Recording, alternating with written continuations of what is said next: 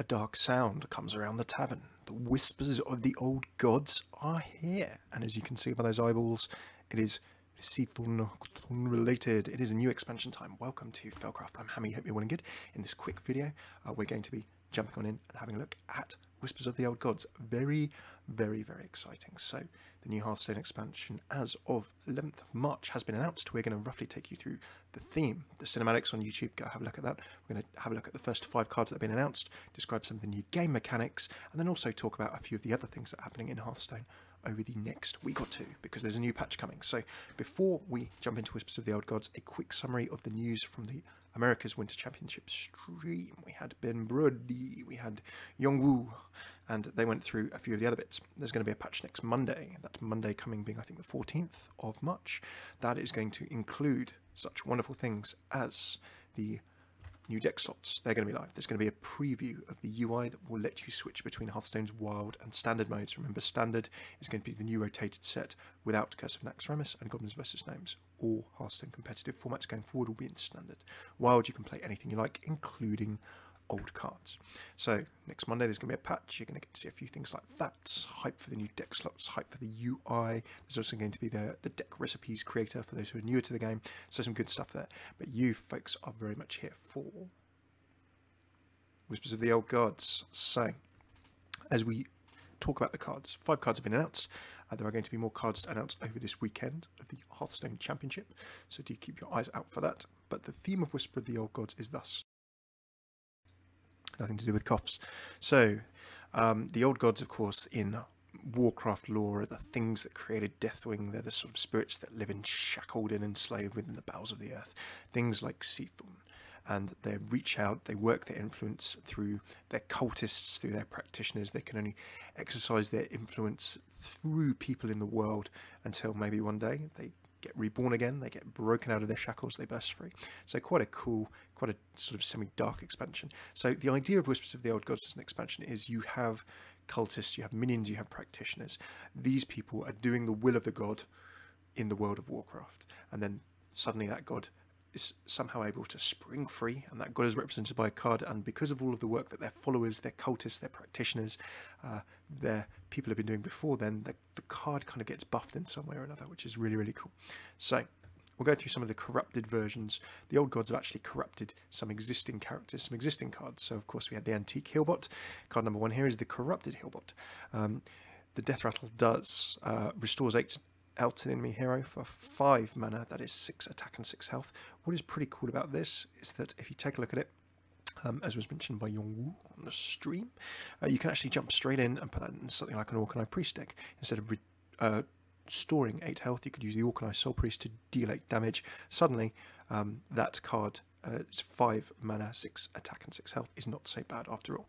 So there you go. An example of a corrupted card. The Antique Healbot has suddenly become corrupted by an old god into a corrupted Healbot. Apparently, mechs can get corrupted by old gods too. So there we go. Card number 1, corrupted Healbot. The Doomsayer, I love this when it was on the stream, and you should totally check out the stream board if you can. The Doomsayer is now a validated Doomsayer, so he's not been corrupted by the old god. He's as the devs sort of really articulated well on the stream. The end has been coming for a while, and the Doomsayer is sort of feeling a little bit smug that his prophecies have actually come to pass, which is pretty funny, I think. So he's jumped on in and made that all come true. So at the start of your turn, set this minion's attack to 7. Instead of the Doomsayer destroying everything the next turn, if he's down for a turn, then suddenly he becomes 7/7 for 5 mana, which is pretty funny, I think. And interesting things about this card, obviously the set I forgot to mention, of course, is 134 cards big, so it's a full-on expansion. There's going to be all kinds of stuff going with these themes. So we're just seeing some of the teasers to start with, more cards over all kinds of things. But then if he sits on the table, he's actually underneath Big Game Hunter. Do you remove him? Do you wait a turn for them to be removed? If he's down on the table for a turn, then suddenly it becomes pretty nasty. I can see people trying this out. Some people say it's going to be awful, but let's see the rest of the cards. Remember, we can't judge any of these cards too much until we see the entire set, and also until we see the classic and basic card tweaks that are inevitably going to be made at some point or another. So a fun idea. The Doomsayer is kind of happy. He told us so. He knew the end of the world was coming. And if the old gods are coming out to play, then maybe it is. Can't wait to see how that card develops, but it's a nice, fun example of how existing minions get corrupted. Now, you remember just a second ago I was talking about sort of vassals, kind of, you know, emissaries, cultists, preachers, practitioners, followers. The Beckoner of Evil, this is a great example. Well, we can see the Beckoner of Evil there is an example of such a card. Now, this introduces a new mechanic. It's not a new keyword at this point, but the new mechanic of buffing cards in your deck. Buffing like hero cards, as it were, in your deck. This is a new mechanic for Hearthstone. So, Beckoner of Evil. Give your Seathorn +2/+2 wherever it is. If your Seathorn is played on the battlefield, and we'll talk about Seathorn in a sec, then it gets +2/+2. If it's in your deck, then an animation will go off, and this was actually shown by the Hearthstone team on the stream, showing that your Seathorn gets buffed in your deck. So this is a new Hearthstone mechanic. Beckoner of Evil is a nice example of, you know, one of Seathorns. You can see the nice little eyes, all of the tentacles and things there, with all of the banners. That's definitely one of Seathorn's profits in the world. And by going around and doing Seathorn's dastardly work and expanding its influence, you're buffing your card. So really, really cool. But new mechanic there with Whisper of the Old Gods. You can buff cards in your deck, or specifically your sort of old god card. Think of it like a hero card kind of thing. But there we go. That's Beckoner of Evil. 2/2/3. That's a solid minion, and then buffing your Seathorn. That's a nice way of starting out. And we can see how Seathorn and these old god cards work as we delve deeper into the first few cards that indeed have been announced. So stay tuned. What is Seathorn? How is that significant? We will show. PG makes a point that the Mistcaller does indeed buff your cards. Okay, obviously, there are things like Emperor Thaurissan and things like that, but this is probably card buffing then on a wider scale. I would say you're fair in that there are things that affect cards in your deck. So Emperor Thaurissan, for example, reduces the... Sorry, that's not even your deck. That's everything in your hand for Emperor Thaurissan. But yeah, it's certainly more wide-scale buffing then. I will 100% give you that. So next we have a Twilight Elder, doing similar to Seathorn. At the end of your turn, give your Seathorn 1/1 wherever it is. So Twilight Elder, we can see 3 attack, 3 mana, 4 health, so reasonably balanced. But then the longer that the Twilight Elder stays on the table, the more powerful your Seathorn is becoming. So you can see a trend if we just jump back to the Beckoner of Evil and then jump on into the Twilight Elder. One is a sort of spot buff with a battle cry. The other one is an ongoing kind of passive. If you can keep your Twilight Elders alive, can we, for example, throw these up behind some tanks or something like that? If we can do that, then maybe, just maybe, these are going to hang around for a little bit longer and make our Seathorn even more and more and more powerful. Makes good sense to me. So we need to jump on in and have a look at the old god himself. There is Seathorn. And Seathorn, you can see now how he works. So 10 mana, he's a late game play.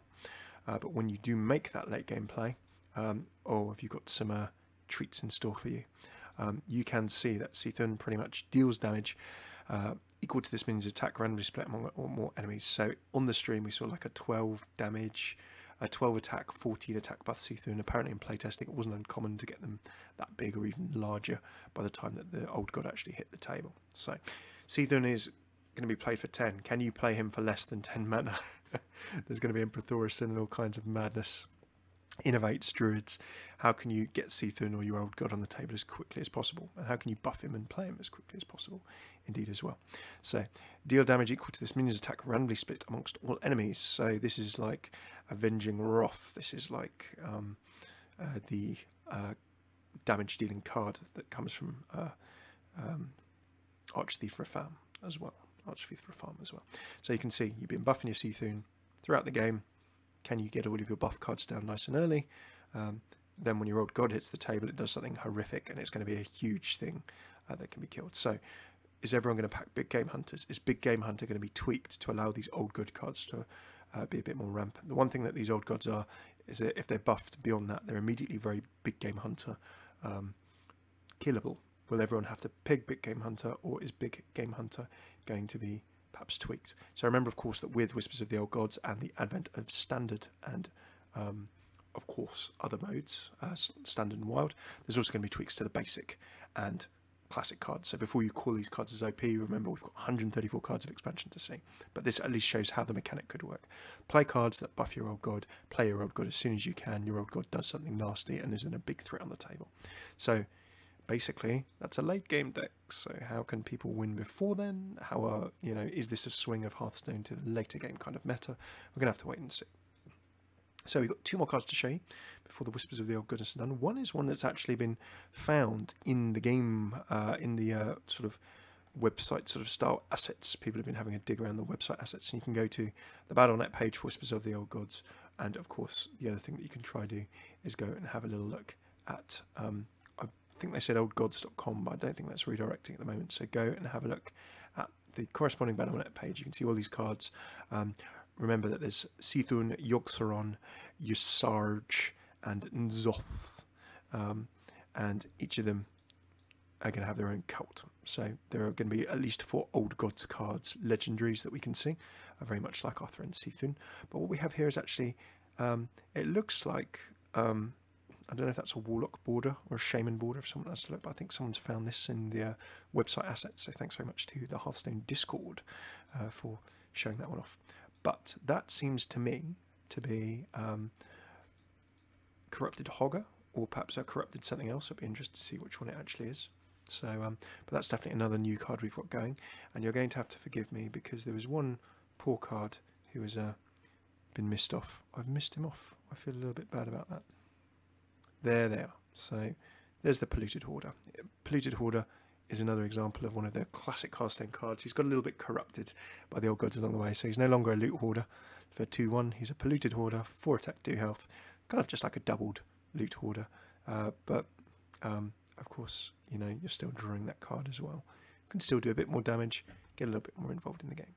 So there we have it. That is the world of Whispers of the Old Gods. We have learnt a few new things. We have seen the old gods themselves. We have seen how they can get a little bit buffed, and we've seen how various cards can buff those cards as they go into the game before your old god itself is unleashed.